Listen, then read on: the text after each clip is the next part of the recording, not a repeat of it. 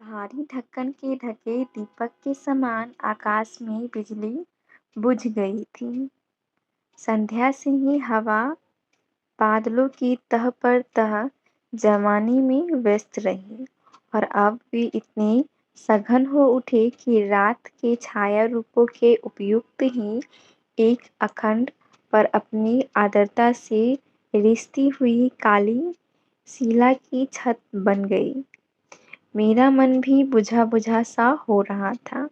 मैं अपने पढ़ने-लिखने के बाहर वाले छोटे कमरे में मेज पर सिर रखकर दर्द भुलाने की असफल चेष्टा कर रही थी।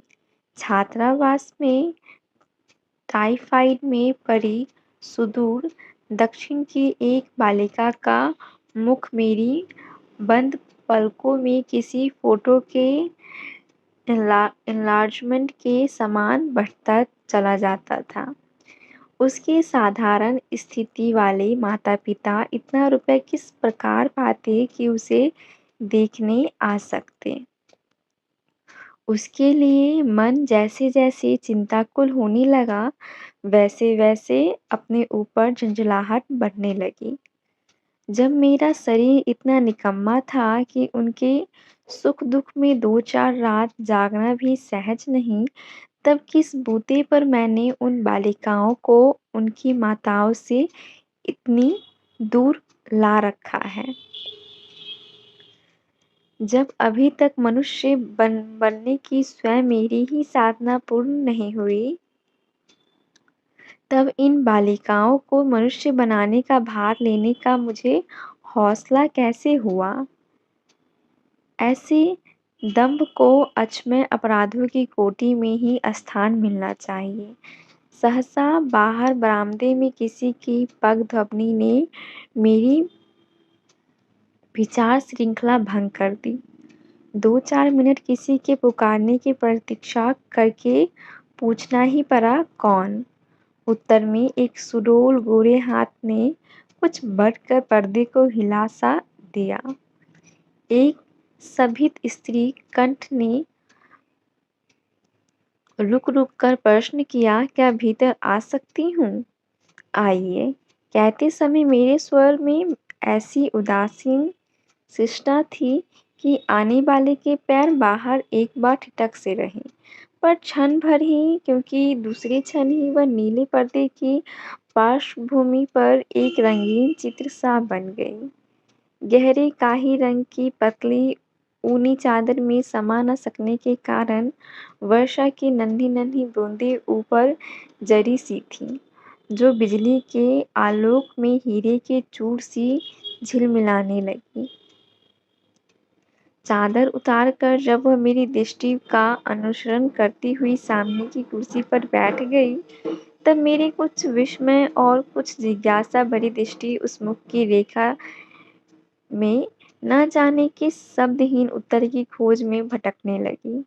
आँखों के आस-पास लटकती हुई 2-3 छोटी-छोटी लटों के छोरों में हिलती हुई पानी की बूंदें पारे सी जान पड़ती थीं।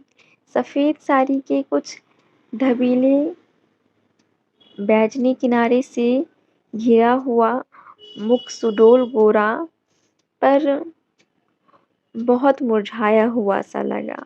नाक के अग्रभाग के लाली हाल ही में पोंछे गए आँसुओं की सूचना दे रही थी। पलकों की कोरें भी शायद रोने से ही कुछ-कुछ सूज आई थीं, जिनसे उनकी मर्मस्पर्शी व्यथा और भी गहरी हो उठी थी। ओठ इतने सूख रहे थे कि उन्हें आर्द्र करने का प्रत्येक प्रयास अपनी एक रसता में भी एक नई थकान का आभास देता जाता था। मैं स्वयं बहुत क्लांत थी, इसी से उसके कुछ कहने की प्रतीक्षा में रुकी रही। परंतु जब उसने अपना सिर और अधिक नीचा कर लिया और आँख से धुलका हुआ एक आँसू उसकी गोद में गिरने से पहले प्रकाश में एक उजली रेखा सा चमक गया, तब मुझे ध्यान आया कि मेरे सामने बैठी हुई यह स्त्री न जाने कौन-सी व्यथा मुझे सुनाने आई है। इतनी घिरी घटा और बूंदाबांदी में इसका घर से निकलना ही प्रमाणित किए देता है कि इसकी आवश्यकता कल तक भी नहीं टाली जा सकती थी। मैंने कुछ उम्मीदी भाव से कोई असंख्य बार पूछा हुआ और अति परिचय से पुराना प्रश्न ही पूछ लिया होगा, परंतु मुझे कोई काम दीजिए। मैं उत्तर पाकर में मानो जाग कर सतर्क हो गई। काम और योग्यता संबंधी प्रश्न आवश्यक होने पर भी उस स्थिति के लिए निष्ठुर जान पड़े। मेरी कठिनाई का समाधान उसने स्वयं ही कर दिया। वह हिंदी जानती है, गाना भी। कहने के पहले उसका संपूर्ण शरीर संकुचित हो उठा और कहने के उपरांत इस स्फीत होता जान पड़ा। मानो कोई कठिन काम समाप्त कर लिया हो। कथा और आगे बढ़ी। उनके पति 1.5 वर्ष से बीमार हैं, दवा-दारू में सब कुछ स्वाहा हो चुका है। गहने के नाम से उसकी उँगली में 4 मासे भर सोने का एक छल्ला शेष है। पति का एकमात्र उपहार होने के कारण उसे बेचने का विचार ही उसे क्लांत कर देता है। और बेचकर भी क्या दिन चलेगा? यदि कोई काम न मिल सका तो वह स्वयं भूखी रहकर मरने से भी नहीं डरती, पर उसका गला भर आया। पलकों की कोर तक आए हुए आंसुओं को भी रोक लेने का उसे अभ्यास था। इसी से जिस वेग से उसका शरीर बेंत के समान काँप उठा था, उससे मात्रा में कुछ अधिक संयम ने आँखों के सजल निस्तब्धता को पिघलने नहीं दिया। सतावना सूचक कोई उपयुक्त शब्द मुझे खोजने पर भी नहीं मिल सका और तब उसके माता-पिता, सास-ससुर आदि के संबंध में जिज्ञासा प्रकट कर मैं अपने आवेग को छिपाने लगी। स्त्री का संपूर्ण शरीर फिर पहले के समान ही संकोचित हो उठा। एक हल्की कंपन लिए हुए शब्दों में मुझे चौंका-सा दिया। ससुराल वाले रुष्ट हैं, वे उसे घर ले जाने को राजी नहीं और पति को अकेले जाना स्वीकार नहीं। विवाह के उपरांत माँ से उसका कोई संबंध नहीं रहा। उससे रुपया लेने से मृत्यु अच्छी है। इतनी टीका के उपरांत मैंने मूल तत्व का सूत्र पकड़ पाया। वह पतित कही जाने वाली माँ की पुत्री है और बिना समाज के प्रवेश पत्र के ही साध्वी स्त्रियों के मंदिर में प्रवेश करना चाहती है। उसे पता नहीं कि समाज के पास वह जादू की छड़ी है, जिसे छूकर वह जिस स्त्री को सती कह देता है, केवल वही सती होने का सौभाग्य प्राप्त कर सकती है। जिसे समाज ने एक बार कुल वधुओं की पंक्ति से बाहर खड़ा कर दिया, उसे जन्म-जन्मांतर तक अपनी सभी भावी पीढ़ियों के साथ बाहर खड़े रहने को ही जीवन का सबसे बड़ा वरदान समझना चाहिए। और फिर समाज ने उन्हें क्या छोटा-मोटा काम दिया है। भगवान के विराट रूप के समान ही मनुष्य की विराट रूप की अर्चना का अधिकार इन्हीं को प्राप्त है, परंतु जब यह दुर्बुद्धि से अनुशासन भंग कर देती है, तब इनका अपराध अक्षम्य हो उठता है। उन्हें जानना चाहिए कि जिनसे ऊँचे स्वर्ग की सृष्टि की है, उसी ने नीचे पाताल की रचना भी की है। यदि पाताल के सब जीव-जंतु स्वर्ग की ओर दौड़ पड़े तो सृष्टि एक दिन भी ना चले। अपनी इच्छा अनुसार ही जीवन को बदल कर या समाज में जो एक अव्यवस्था उत्पन्न कर रही है, उसे रोकने के लिए इन्हें दंड देना आवश्यक ही नहीं, अनिवार्य होता है। नहीं तो समाज की इन पर कुछ ममता नहीं। भला किसी अपनी सृष्टि का मोह नहीं होता। समाज इन्हें न जाने कितने दीर्घकाल से कितने ही उपायों के द्वारा समझाता आ रहा है कि यह माता, पुत्री, पत्नी आदि त्रिगुणात्मक उपाधियों से रहित जीवन-मुक्त नारी मात्र है। और इनकी इसी मुक्ति से समाज का कल्याण बंधा हुआ है। फिर भी यदि आप अपने गुरु कर्तव्य से च्युत होकर पत्नीत्व, मातृत्व आदि संबंधों को चुराती फिरे तो समाज चुराई हुई वस्तु पर इनका सत्व स्वीकार करके क्या अपना विधान ही मिथ्या कर दे? पत्नीत्व की चोरी करने वाली वह अबोध स्त्री अवश्य ही समाज के जटिल नीतिशास्त्र को समझने में असमर्थ रही। तभी तो उसकी जिज्ञासा भरी दृष्टि मेरे मुख पर स्थिर होकर मानो बड़े करुण भाव से बार-बार पूछने लगी, क्या मैं पवित्र नहीं हूँ? एक ओर यह स्त्री है जिसकी माता को माता बनने का अधिकार ही नहीं दिया गया था और दूसरी ओर मैं हूँ जिसकी माता नानी, प्रनानी, दादी, परदादी और उसकी भी पूर्वजें अपने पतियों का चरणोदक ले लेकर और उनमें से कोई जीवित ही अग्निपथ पार करके अपने लिए ही नहीं मेरे लिए भी पतिव्रता का प्रमाण पत्र प्राप्त कर चुकी हैं।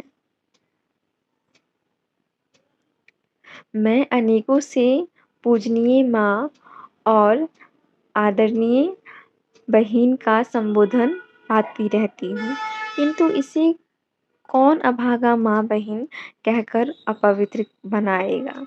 और वह जानना चाहती है अपने अपवित्र माने जाने का कारण। यह अपने विद्रोही पति के साथ सती ही क्यों न हो जावे, परंतु इसके रक्त के अणु-अणु में व्याप्त मलिन संस्कार कैसे धुल सकेगा?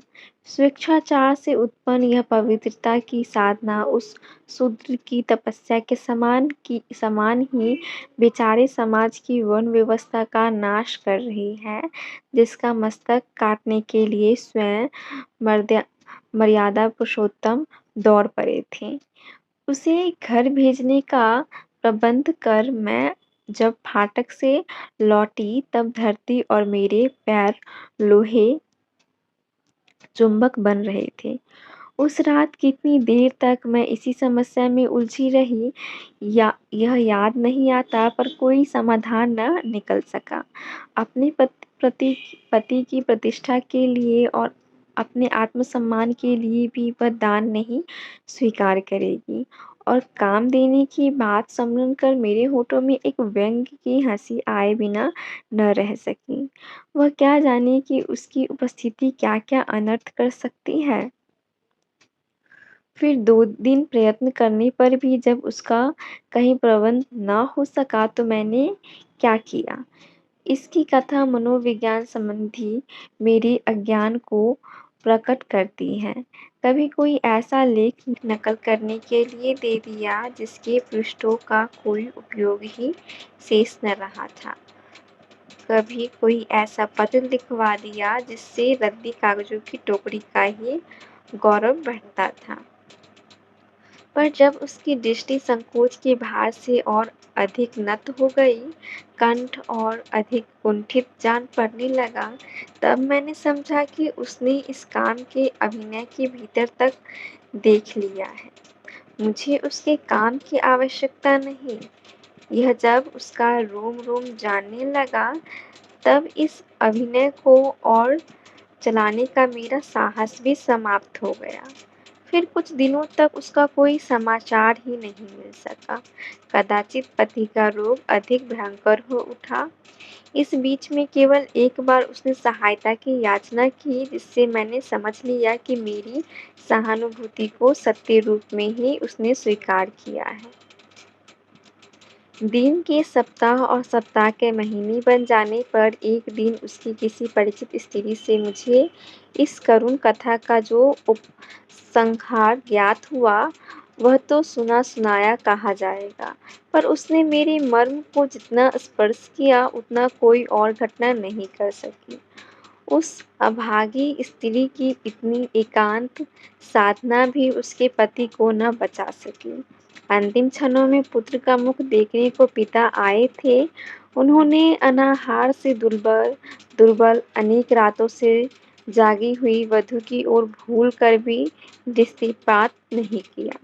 कदाचित उनके मन में भी यही धारणा रही हो कि उसी अनाचारिणी के कारण उनके पुत्र को जीवन से हाथ धोना पड़ा।